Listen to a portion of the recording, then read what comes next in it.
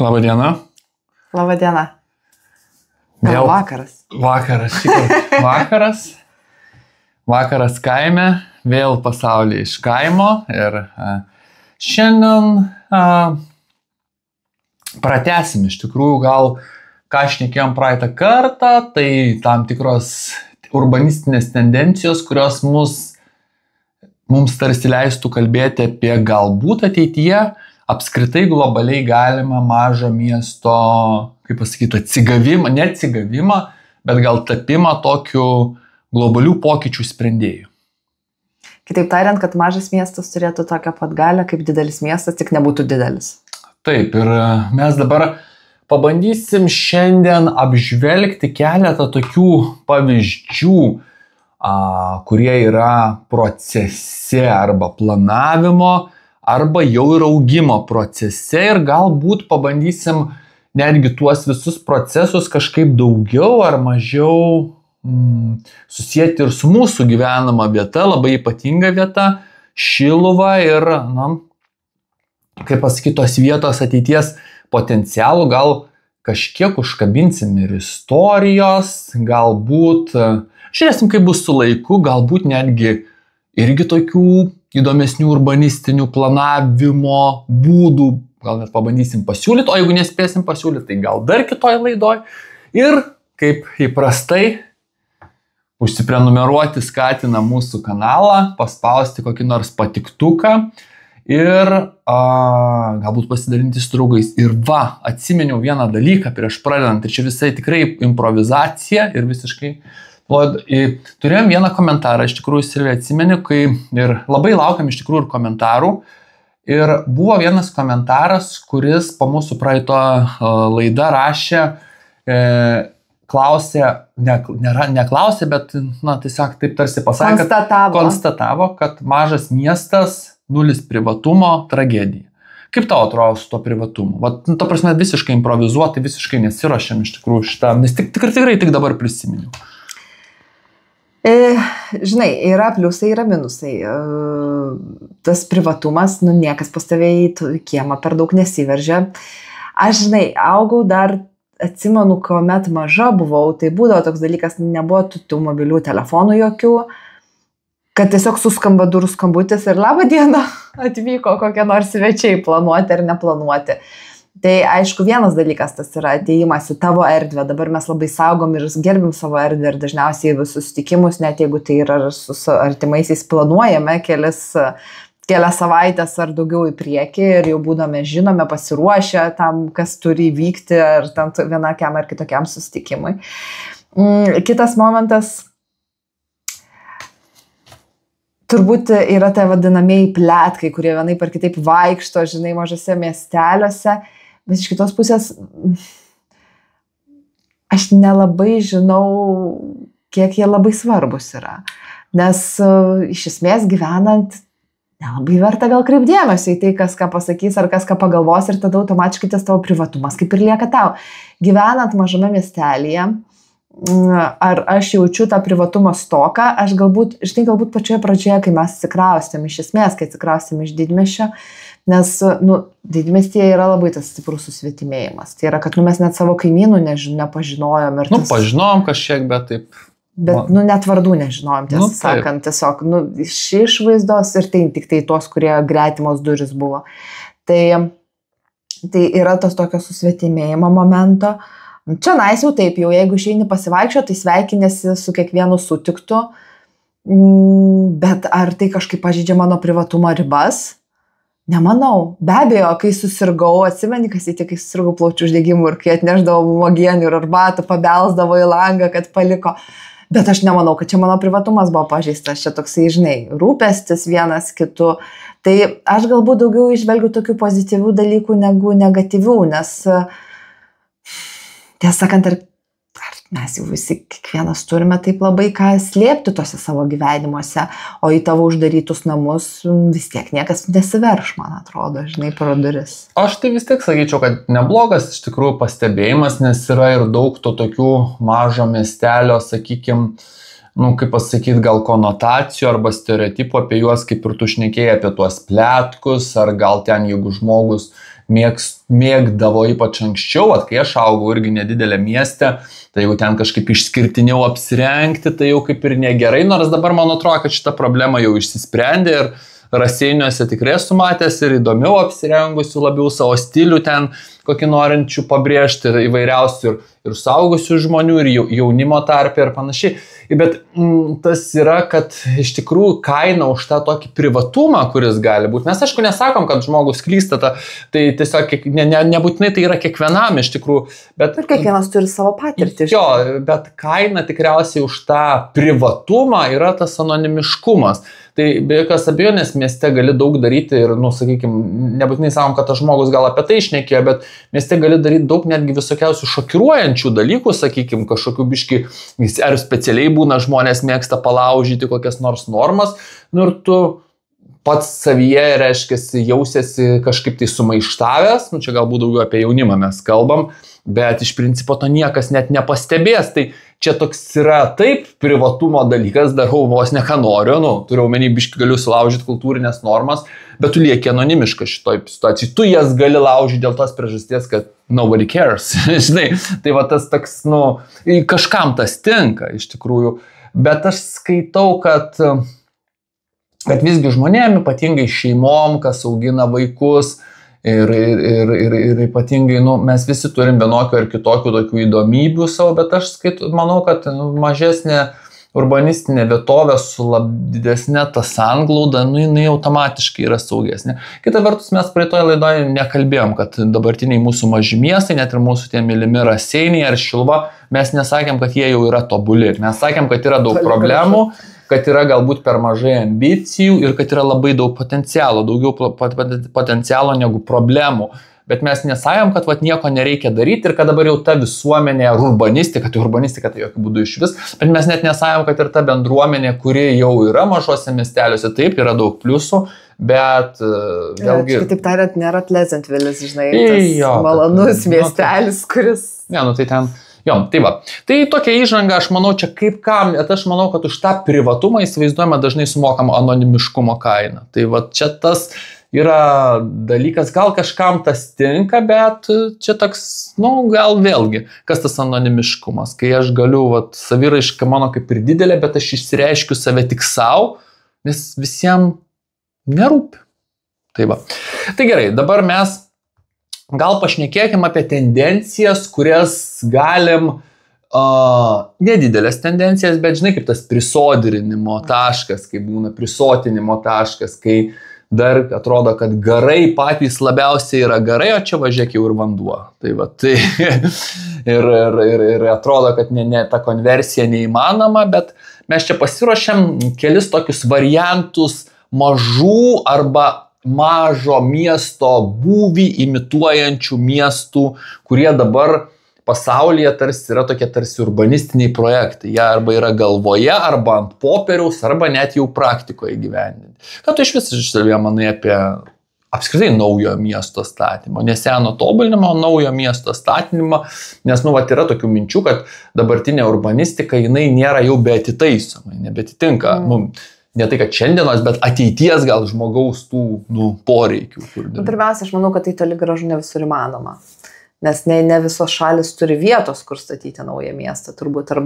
Ir dažnai mes su tavimi atsimeni turėjom tokią diskusiją, kaip manai, kur labiau investuotojai, ar, nežinau, kur labiau investuotų miestas, ar sukurti kažkokį naują miestelį, ten su 10 000 gyventojų, ar pastatyti kažkokį tai rajoną mieste, kuriame galėtų tilpti panašus kiekis gyventojų. Abu, man atrodo, sutarėm, kad greičiausiai būtų statomas rajonas, o ne miestas. Tai logiška, aišku, gali jungtis jau prie esančių tinklų, infrastruktūros, kelių, ten mokyklos tinklo ir panašiai, ir tas visiškai nauja infrastruktūra lygioj vietoj. Jinai ne visą laiką, ir kaip dabar mūsų kas jauniausias miestas yra kaip ir Visaginas, tas toks, irgi susibūręs aplink objektą didžiulį. Visaginas naujesnis tik tai, bet abu jie yra tie energetiniai miestai, kur, turi tą tokį, kaip pasakyti, bendrumą, kad jie būrėsi, kad aptarnauti kažkokį objektą, kas, iš principo kaip ir nėra čia kažkas tokio, ką dabar mes iš tikrųjų siektume tikriausiai. Tokioj šalyje, jeigu kalbam tokioj šalyje kaip Lietuva, tai turbūt, kažina, reikia statyti naujus miestus ar miestelius, kiek vertėtų galbūt atgaivinti esamus. Jo, bet mes turim tokį pavyzdį, iš tikrųjų labai gražų ir susijusi su Šiluva. Tai aišku, Floridos valstijoje 2005 metais buvo pradėtas statyti naujas miestas, taip, jisai Floridos valstijoje, kaip ir miestų tinkle, žinai, Floridos valstija, tokia pakankamai tanki gal, sakykime, ne, ir toks labai turtingas žmogus, labai pamaldus katalikas Thomas Monaghan, netgi, kaip pasakyti, labai stipriai finansiškai prisidėjo prie naujos kartos gyvenvietės kūrimo, kur gyvenvietė turėjo burtis aplink bažnyčią, tiek urbanistiškai, tiek funkciškai ir aplink universitetą, katalikiškos krypties universitetą, bet kuriame yra, netgi pasižiūrėjau, apie 30 studijuojamų dalykų gali studijuoti žmonės. Bet net apie universiteto miesteliu. Tai yra kampusas, bet esmė tame, kad turėjo būti, tai ne, kampusas yra, reiškia, universiteto, bet kampusas yra studentam, bet čia yra kalba apie miestą. Miestas tai būrėsi aplink universitetą ir aplink bažnyčią, bet toks labai įdomus, įdėsim nuotraukų, kaip atrodo, toks turi tą planą. Kaip vadinasi?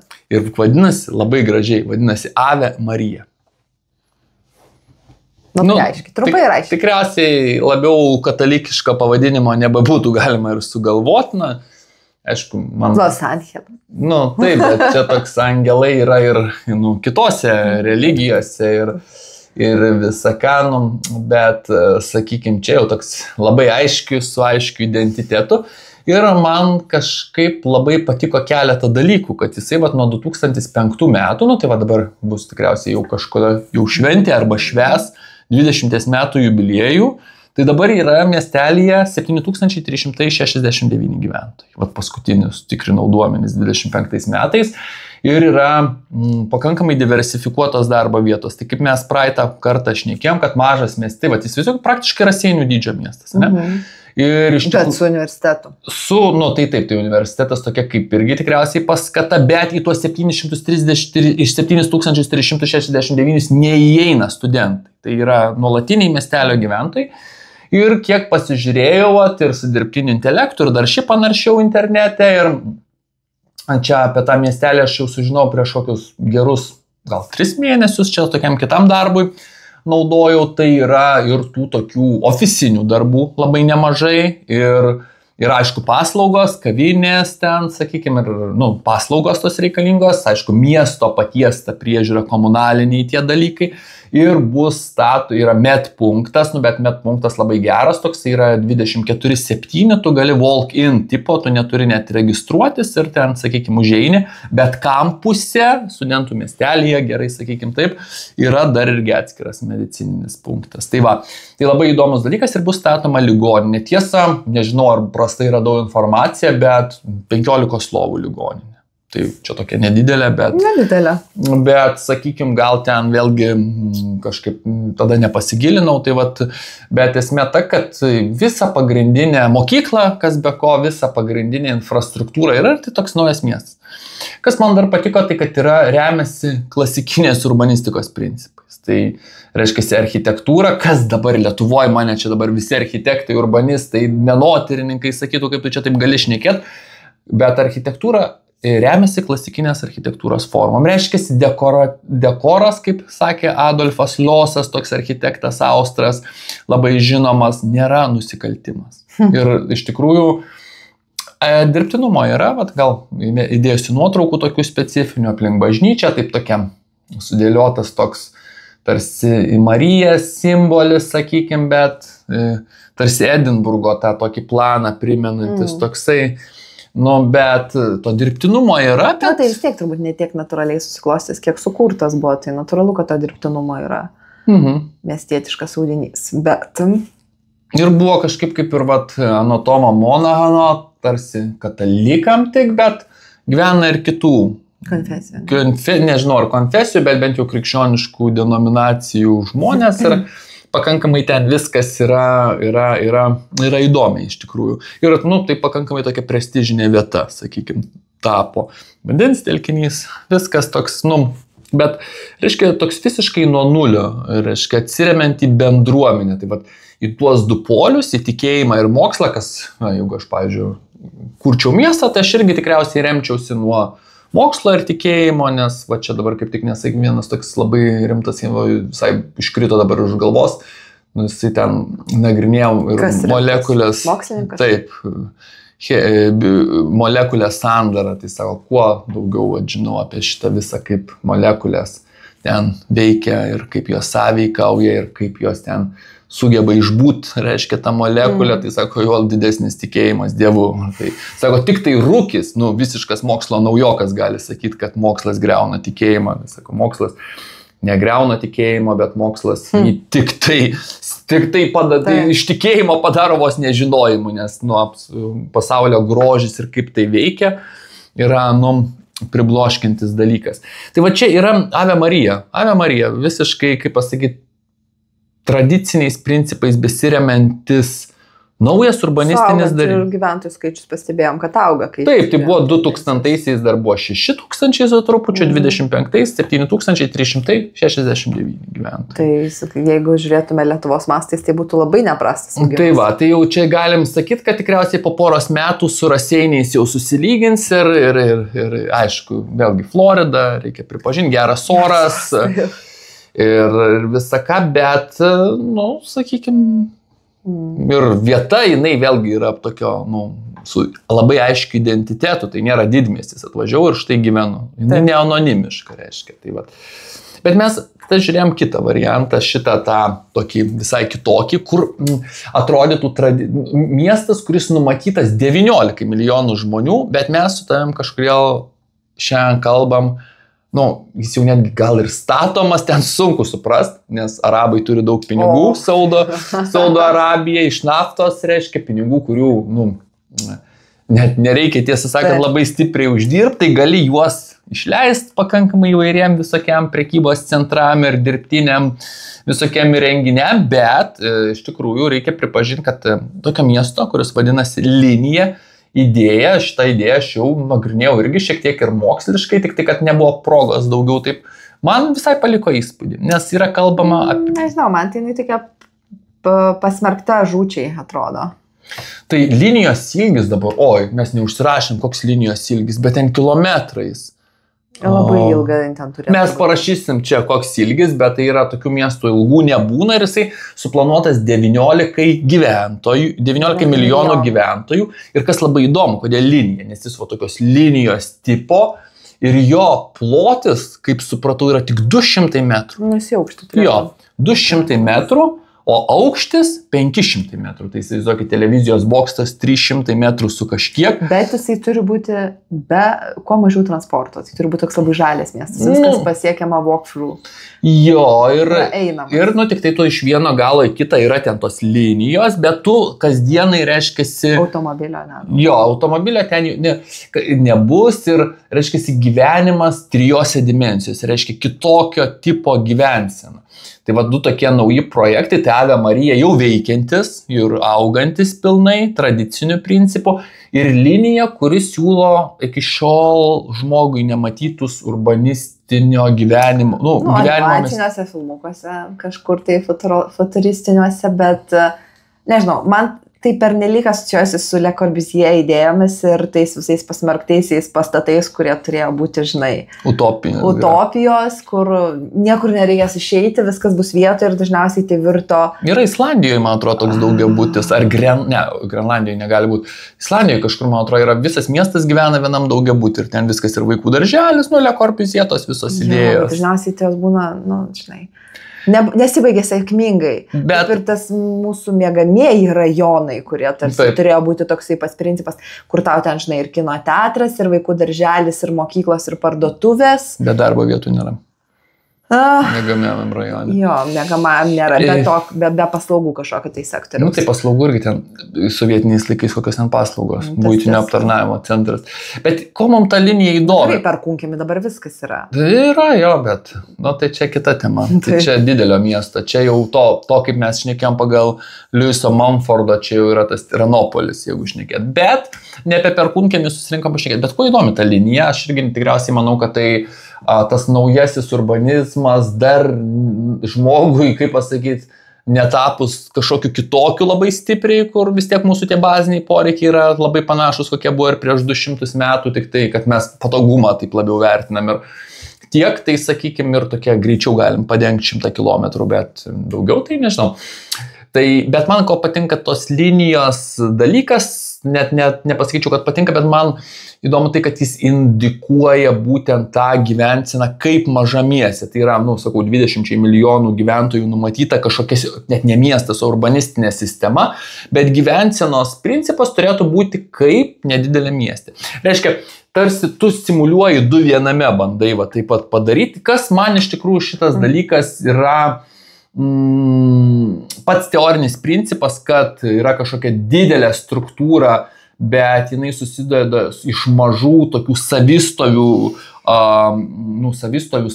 save pagrindžiančių vienetų kažkokių socialinių, ekonominių, urbanistinių.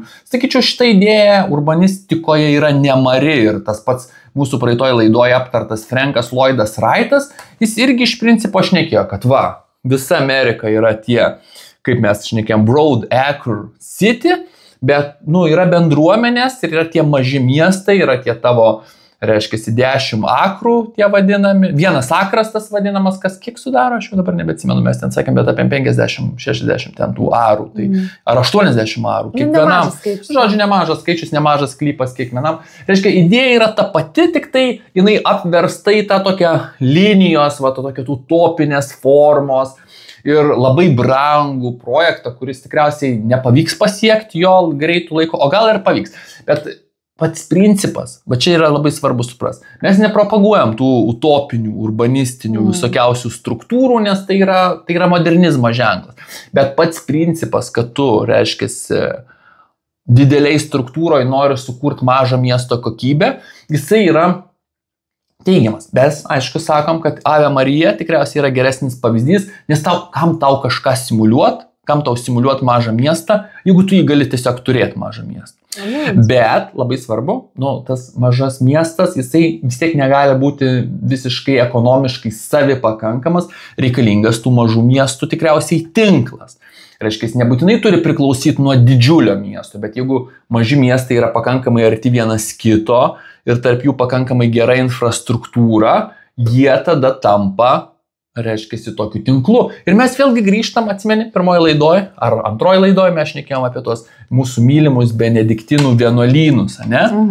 Tai iš jų gimsta miestai, iš jų gimsta tas supratimas, kas yra tankus miestas, kas yra funkcinė įvairovė, bet jie tokie gali būti tik tai dėl įsitinklinimo.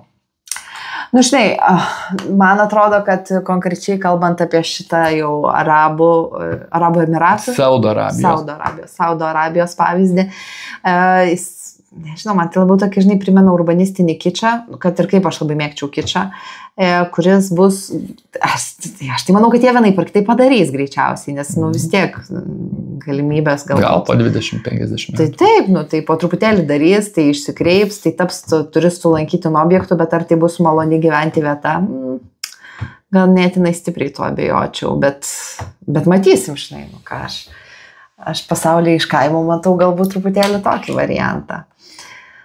Bet žinai, tų prieigų yra įvairių ir aš atsiminiau, kad praeitoje laidoje mes tikrai buvai tu labai užsivedęs ir aš jau sakiau, palauk, papasakosiu apie tai kitą kartą. Kitoje laidoje tai vienas iš tų buvo, kur mažas miestelis tampa, kaip vienas verslas padaro tokį, žinai, įtaką, ar nežinau, kažkokį tai elektrošoką mažai vietovėje ir apie Red Bullio headquarterį žadėjai papasakoti. Tai ne tai, kad papasakot, bet tokių įdomesnių istorijų, tai Red Bullio savininkas irgi, būdamas iš nedidelio miesto, Fušal am See, būtų čia vokiškai, Austrijoje, jisai reiškiasi įkūrė savo tas Red Bull. Red Bull tikrai didelis, kaip čia prekės ženklas, ar kaip čia pasakyti, čia daugiausiai tikriausiai prekės ženklas. Tikriausiai.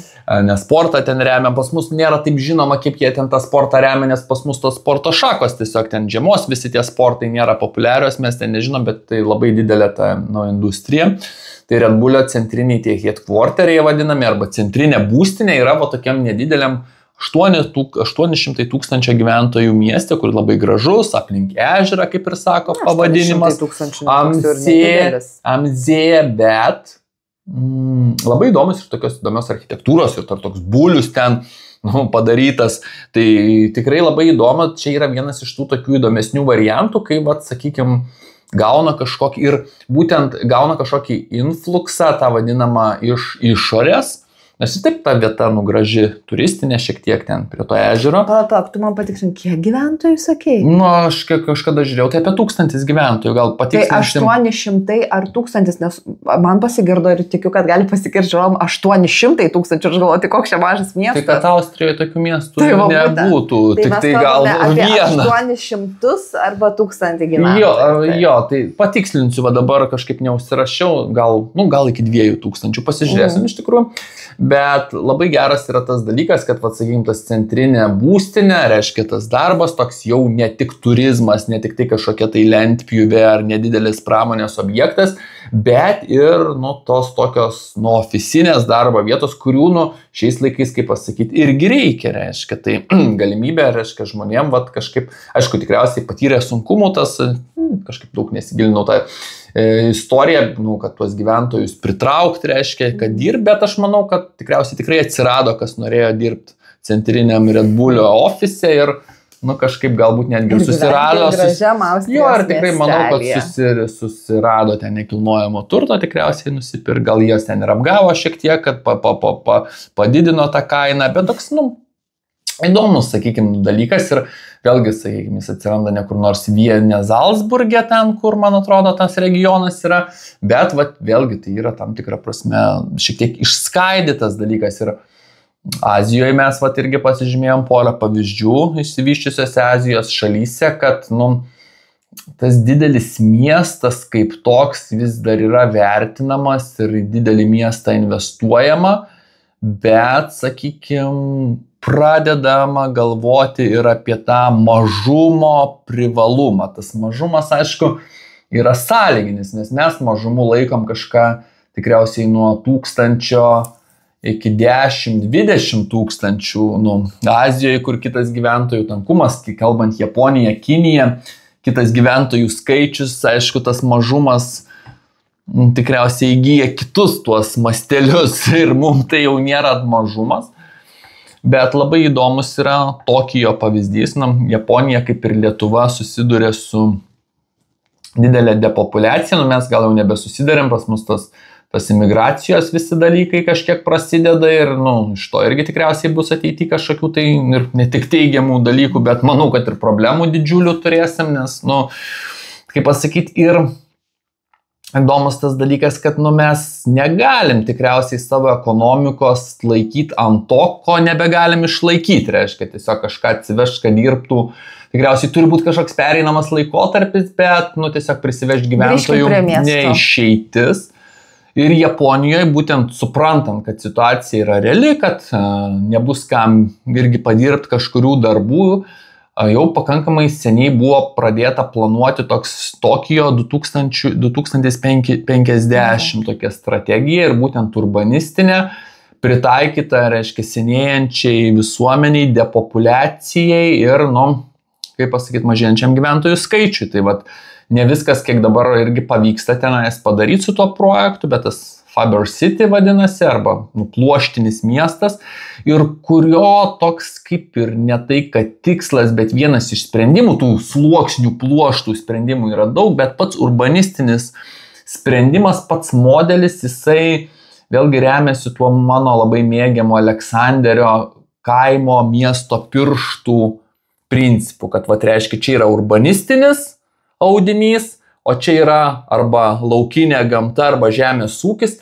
ir jie turi būti va taip susinėrę, reiškia, persidengę. Nuo Kristoferio Aleksandro tikriausiai giliausiai pažvelgusio architektūrą mąstytojo.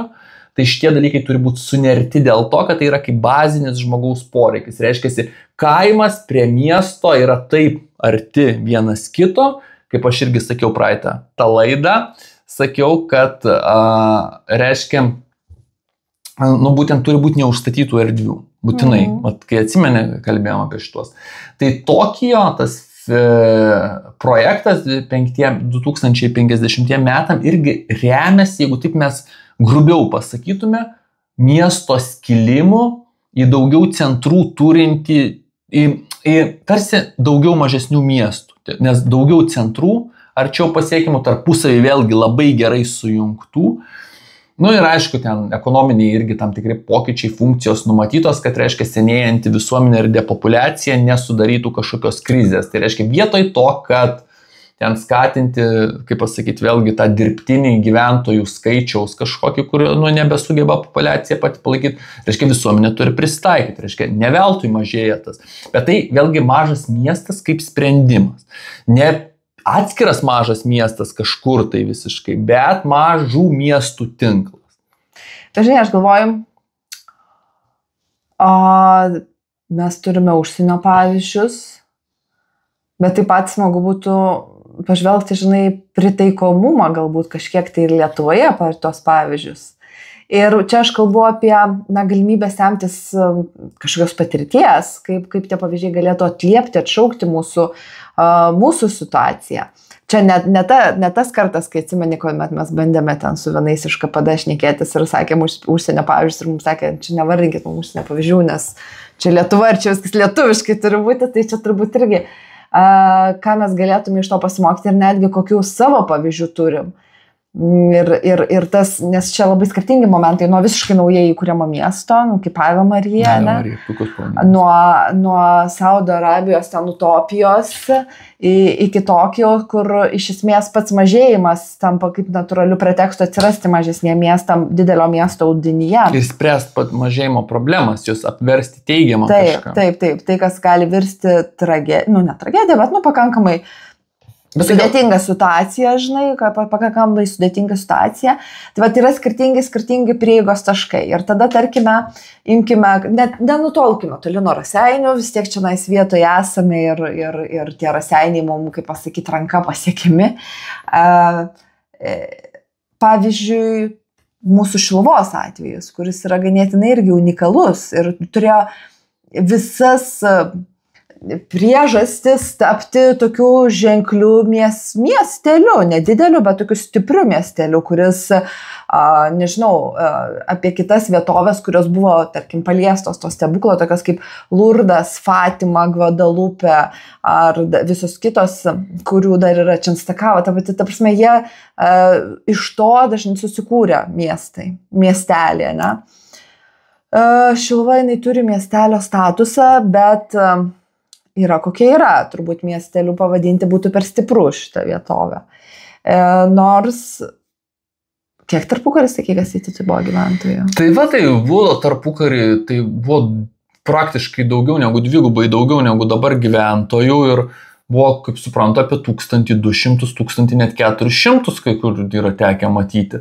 Tai, sakykim, dar įvertinant, kad tais laikais žmonių apskritai buvo mažiau, apskritai visoje Europoje ir Lietuvoje buvo mažiau negu dabar, nepaisant to, kad ten, tai sakykim, jeigu mes taip pat proporciškai būtų augęs miestelis, tai dabar galėtų būti ir kokie nors, galbūt galėtume konkuruoti ir su ta pačia Ave Marija, gal negalėtume visai konkuruoti, bet gal 5000 gyventojų būtų, gal 4000, bet sovietmetis buvo, aišku, negailestingas. Ne, bet sovietmetis buvo viskam negailestingas. Viskam, bet šventovėm tai jau ypatingai negailestingas, jau kaip pasakyti, o nepriklausomybė, ten jeigu žiūrėti iš paveldo pozicijų, irgi to gailesčio didelė neparodo, jeigu taip atvirai sakant. Kažkaip iš esmės miestelių nesukuriamos prielaidos virsti miesteliu. Jo, tai dabar neužsikonservuoti kaimo stadijoje. Jo, tai čia dabar problema yra jau mūsų, kaip jau 2 laidas tam skiriam, kaip ir išsiaiškinom viską, bet būtent paveldo apsaugos sistemą, kad jeigu mes turim, kad miestelis nesugebėjo iš tos kaimiškos būklės pereiti į tą miestišką būklę, tai gali būti mažas miestas, bet miestišką būklę, tai jam jau nebebus ir leidžiama šiais laikais tai padaryti, nes, tiesiog turim saugoti urbanistinį ten tą genotipą, morfostruktūrą, kokia buvo. Dabar jeigu pasižiūrėti Šiluvą, turim mažas trobas ir be galo didelius sklypus aplink centrinę aikštę, kas, ne miesteliškas dalykas. Bet kadangi taip buvo, tokie buvo poreikiai 19 amžiaus pabaigoje ir 20 pradžioj. Ir tokie poreikiai be sovietmečio. Ir nebuvo spėta iš to išaugti. O būtų buvę spėta, jeigu ne okupacijos periodas, tikrai būtų buvę spėta. Tai mes dabar esam tos situacijos tokie kaip ir įkaitai, nes kažko daryti negalima, tas didelis sklypas nebūtinai yra kažkokia blogybė, bet blogybė tikriausiai, kad yra didelis sklypas ir mažas namas. Tai mes nei Ave Marija, kur yra tankus, matyti, Ave Marija, tankus užstatymas, klasikinė architektūra, bet tankus, nėra ten kokių daugiau aukštis, ten ne 12 aukščiai, ten 2-3 aukštų namukai. Bet, tai dabar yra negalima, nes kažkas žmogus Šiluvoje neturėjo pinigų 2-3 aukštų namukui, tai kadangi prieš 100 metų nebuvo tų pinigų, dabar net jeigu pinigai ir atsiras, reiškia, tie 100 metų istorijos poreikiai apibrėžia tos dalykus. Bet mes čia gal ne apie tokius skaudulius vis tiek pasišnekėti ir mes kažkaip tą vis tiek ateitį kažkokią čia matom ir kažkaip tai urbanistinę ir iš tikrųjų vėlgi, jeigu tas mūsų pavyzdys Ave Marija statosi aplink bažnyčią ir universitetą, tai Šiluva vis tiek galėtų statytis aplink bažnyčią ir netgi stebuklą, aišku. Stebuklai neturėtų būti tikėjimo šaltiniu, jie turėtų būti tik tikėjimo sutvirtinimu, bet iš tikrųjų gyvenam dabar ypatingai kaip niekad 21 amžius, kai tie stebuklai labai svarbus tikriausiai, kada jie bebūtų įvykę, nes tikėjimą reikia sustiprinti, nes tikrieji tikėjimo šaltiniai dažnai žmonėm nebėra šaltiniais. Tai čia, bet čia aišku kitai temai ir kažkaip mes vis tiek tai bendrai matom, kad ta Šiluvos kažkokia tai plėtra, aš įsivaizduoju ateityje ir gal šventosios dvasios valia, jeigu kitaip neišeina. Kitaip tariant, mes kalbam turbūt apie atvejį, kuris turi precedentą, nes kai kuriem mažiem miesteliam tai tarsi vis tiek reikėtų kažkokio tai didžiulio impulso, kažkokio tai nežinau, Red Bullio atvykstančio, o Šiluva jinai kaip ir turi patį precedentą būti įveiklinta, užaugti, tapti miesteliu, būtent dėl tos ir galimybės turėti aukštą gyvenimo kokybę, bet ir taip pat čia būtų įdomu ir dėl tikėjimo atributikos, kuri yra nešama dėl tikėjimo svarbos. Iš esmės, Šiluva turi tą pretekstą kurtis visgi kaip miestelis ir yra, jeigu kalbėjome apie tai, kad turėtų kai kuriuose vietose būti stipresnė ta įtaka, nežinau, kažkokie verslo atsirasti inkliuzai ir panašiai, be abejo, tas reikalinga ir Šiluvai, bet tas pretekstas atsirasti vietai, jisai visą laiką buvo. Ir buvo turbūt nuo tada, kai ten 17 amžiaus pradžioje bažnyčia norėjo atgauti savo žemes, katalikų bažnyčia, kad galėtų pasistatyti bažnyčią ir eiti žmonės iki tolimesnių vietos plėtočių, kas yra matoma netgi ir archyviniuose dokumentuose. Kažkiek persižiūrėjus daugiau istorijos, tai dar taip, pirminį žvilgsnį užmetus, čia kaip ir toks daugiau darbo universitete pas mane ir, tokia tiesiog proga atsiradusi toks projektas, pažiūrėt, tai dar negalima sakyti, kad čia, ką sakau, 100% jau taip ir yra, bet toks įspūdis susidaro, kad tas visas dėsningumas, kad Šiluva kaip ir neiškyla kaip miestas, kaip miestelis, kaip toks urbanistinis kažkoks centras, mes randam tuos dėsningumus, bet kai tik tai atrodo kažkas jau tokio rimtesnio atsitinka, mūsų užklumpa labai nedėkingos istorinės aplinkybės. Pavyzdžiui, 1786 metais jau stebuklingas paveikslas yra koronuotas, čia toks, nereikia archyvo tam, žinai, bet ir daugiau tų, bet čia vis tiek charakteringas dabar. 1786 metais jau yra popiežiaus atsiunčiamos karūnos, kurios uždedamos stebuklingoj paveikslui Marijai ir Jėzui ant galvos. Ir čia yra toks didžiulis pripažinimas, kad šita šventovė yra labai svarbi, kad tai yra globali, kad tai yra visuotinė ir kad dalykai čia yra tikri. Tas bažnyčios pripažinimas, bet kas nutinka po 9 metų, nebelieka Lenkijos Lietuvos valstybės, reiškia. Vėl. Tada tarpukariu jaučia irgi kiek va čia dabar pasižiūrėm, tai ypatingai visokios draugijos, piligrimystė labai gyva, vyrų netgi va gyventojų skaičius didelis. Didelis gyventojų skaičius. Ir piligrimystės labai tradicija, ypatingai vyrai didelė, labai svarbu, va kaip dabar tikėjime, daug moteris iš tikrųjų, tokį pagrindą sudaro, bet tada vyrų piligrimystės iš miestų, įvairiausių vyrų bendruomenių, net nebūtinai ten grinai kažkokių tikėjimo, katalikiškų bendruomenių, bet įvairiausių. Ir Šiluva toks kaip gal net ne tik, bet toks suvažiavimo centras, net savo būdą metų, kai 150 000 aplanko Šiluvą tarpukariu. Ir jau tie planai padaryti čia normalų miestą, su viešbučiai, su keliu normaliu, su aikštė. Aikštė va dabar atsirado, bet ar aplink tą aikštę tai nieko nėra, tik tai aikštė, gerai, piligrimų centras, va yra šitas, bet aikštė, aplink aikštė vieno aukšto namukai, reiškia, irgi ne iki galo viskas padaryta. Tie planai padaryti čia kažką tokio, galų gale tas pats reiškiasi klebonas Jurgaitis, dar kai stato koplyčią važinėja po Lurdą, tą patį Lurdą nuvažiuoja pasižiūrėti, kaip atrodo, kaip turi būti, kažkokį pavyzdį, kad žinot. Ir tada sovietmetis. Pranti, tai va tas dalykas.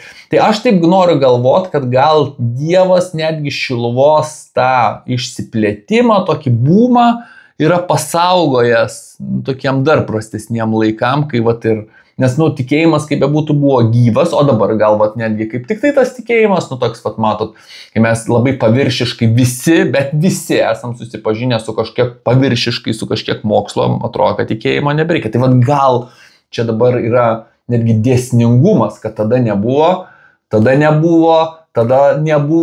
turėjo būti, bet nebuvo, ir vis tiek kažkada turi būti. Čia taip aš jau kalbu ne kaip urbanistas, bet jau kaip... Jo, aš suprantu, bet turbūt ir kaip urbanistui turbūt irgi iš to vietoje yra tas svarbu, žinai, kad pretekstas, jisai visą laiką vienaip ar kitaip ne tik sklandėjo ore, jisai jau ir mėgintas, ir projektai, ir idėjos, ir kad tą miestelį iš esmės gaivinti ir paversti į miestelį, o ne dabar 500 žmonių gyvenvietę. Tiesą sakant, net nežinau, aplink aikštę, ne? Tai iš esmės augimas potencialų yra, bet vėlgi, kiek strategiškai, nes, Ave Marija, jinai kaip ir yra labai aiškus ir mecenatystės principas, bet aišku, turbūt irgi ir visi... Ir bendruomenė, tikriausiai buvo platesnė bendruomenė, kurie, sako, čia pradėsim gyventi. Ir tada tas biurokratija kažkaip tai sprendėsi, žinai, kažkokiu tai būdu vienaip ar kitaip. Tokijo, tai jau pats Tokijo yra suinteresuotas.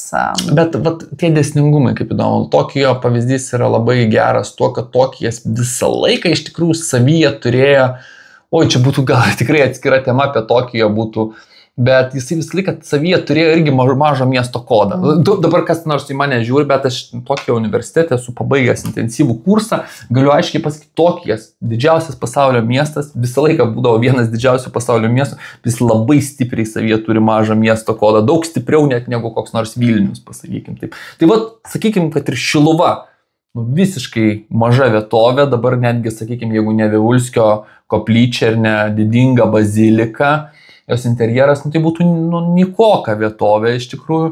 Tai, sakykim, taip netrodo, bet aš sakyčiau, kad jinai pas save turi didelį kodą. Ir aš vis tiek įsivaizduoju ateitį, kad prieš Vivulskio koplyčią, aš taip pafantazuosiu dabar šiek tiek. Vis tiek turiu paprojektuokim šiek tiek. Neprojektuokim, pafantazuokim. Projektuoja, tegul kas projektuoja, čia, žinai čia.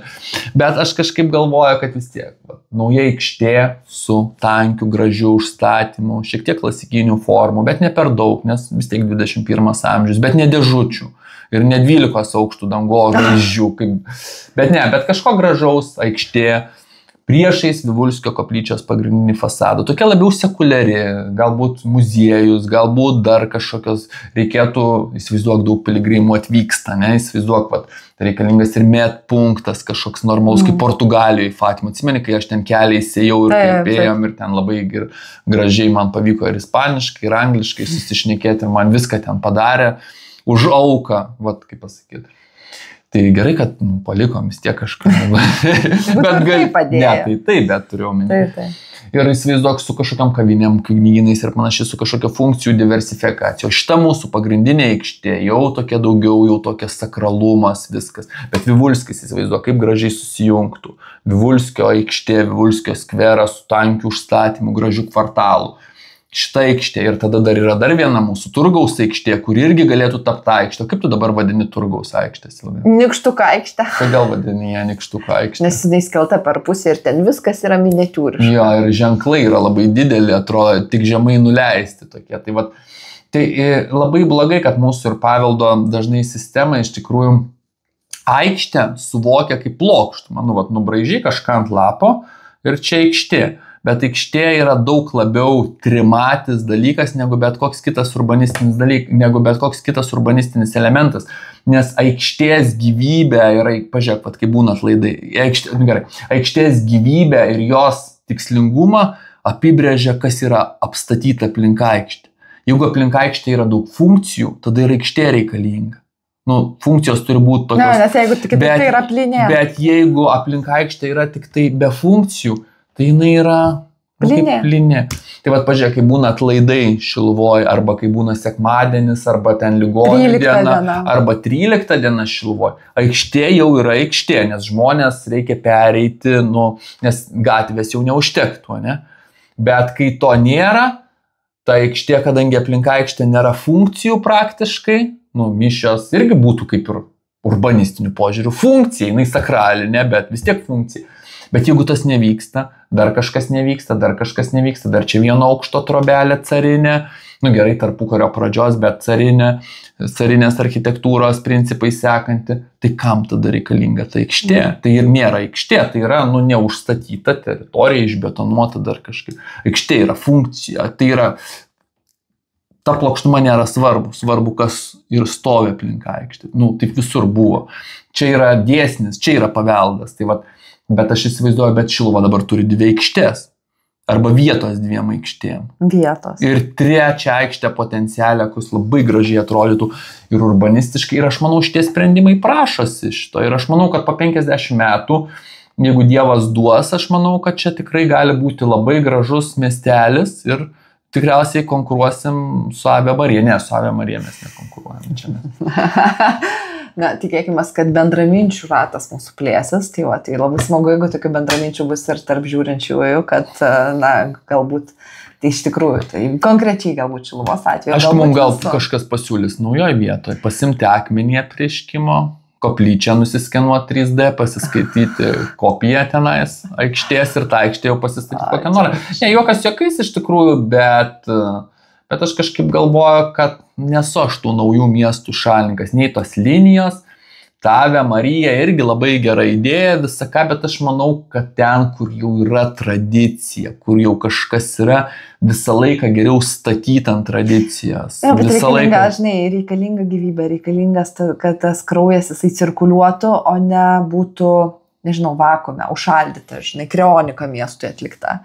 Tai vis tiek jam reikalinga gyventi ir iš kažko gyventi, be abejo. Ir iš kažko yra, čia miestas yra ekonominės veiklos priemonė, tokia kolektyvinė, intergenerational, tarp kartų, tarp nepažįstamų žmonių mes toks vienas, tuo tas miestas ir turi savyje tokios šventovės dalykų, kad mes vis tiek to kūno nariai esam, kaip norim, kaip nenorim ir, sakykime, verta sunerti tos pirštus. Jo, ir čia jau jie kaip ir maža mieste, dabar jį plečiant labai lengva pritaikytas urbanistinės naujovės. Nebūtina ten viską kaip Saudo Arabijoje iš naujo, ten kitokį gyvenimą kurti utopinį.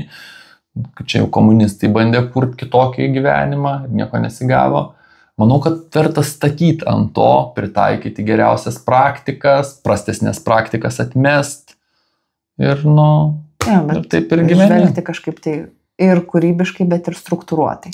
Nu tai šiandien mūsų tokia laida buvo šiek tiek struktūruota, antroji laido. Šiek tiek kūrybiška. Šiek tiek paskui antroji daly, šiek tiek nukrypom į tokius biški pasvajojimus, bet iš tikrųjų aš manau, kad pasvajoti irgi reikia. Man atrodo, gyvenime labai svarbu sekti kažkokią aiškę metodiką, bet ir tiksliai sekti metodiką, nes tas, vat, kaip šiandien šnekėjom, tas basics, bazė visur, ar sporte, ar moksle, bazė yra, įvaldy gerai bazę ir jau tu bazinius principus gerai žinok ir tu jau tada.